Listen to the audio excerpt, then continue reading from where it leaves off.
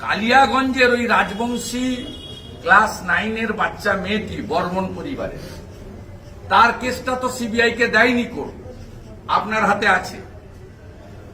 আপনি 1.5 বছর হয়ে গেছে ওই জাভেদ নামে যে ছেলেটি করেছে, যে এখনো জেলে আছে, তার কনভিকশন দিতে পেরেছেন? মাননীয় ময়নাগুড়ির ক্লাস 11-এর ট্রাইবাল বাচ্চা মেয়েটি গোর্খা পরিবারের মাটিগাড়ার, তাকে আপনি ন্যায় বিচার দিয়েছেন? ওই মামলাটা তো সিবিআইয়ের কাছে নেই।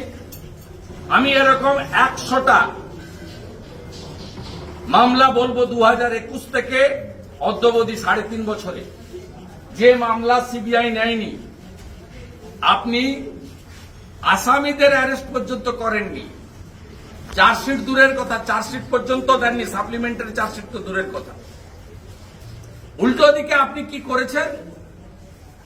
কামদুনিতে বারাসাত কোর্ট যাদেরকে ফাঁসির অর্ডার দিয়েছিল, আপনার দলের নেতা 19টা পিপি চেঞ্জ করে,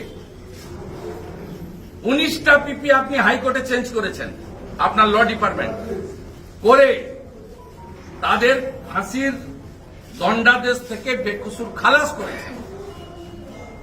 কামদুনির নির্যাতিতা মৃতার ভাইকে আপনি সিকিউরিটি দেননি, টুম্পা মৌসুমীকে আপনি সিকিউরিটি দেননি।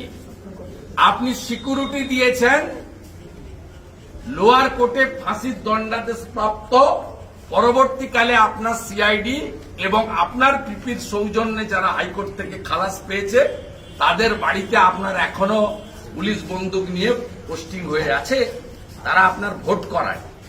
আর আমি যেদিন মহিলাদের নিয়ে কামদুনিতে মিছিল করেছিলাম, মিছিলে আপনার লোকরা পাথর ছুটেছে, আমাদের লোকেরা গাড়ি ভেঙেছে, আমাদের বারাসাতের পার্টির জিএস এর কপালও ফেটেছে।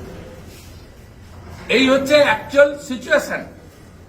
আপনার মুখে নারী সুরক্ষা আর সিবিআই কে রোববারের মধ্যে দিয়ে দিতে হবে মামার বাড়ির আবদার নাকি আপনার? আপনার এসপি দাস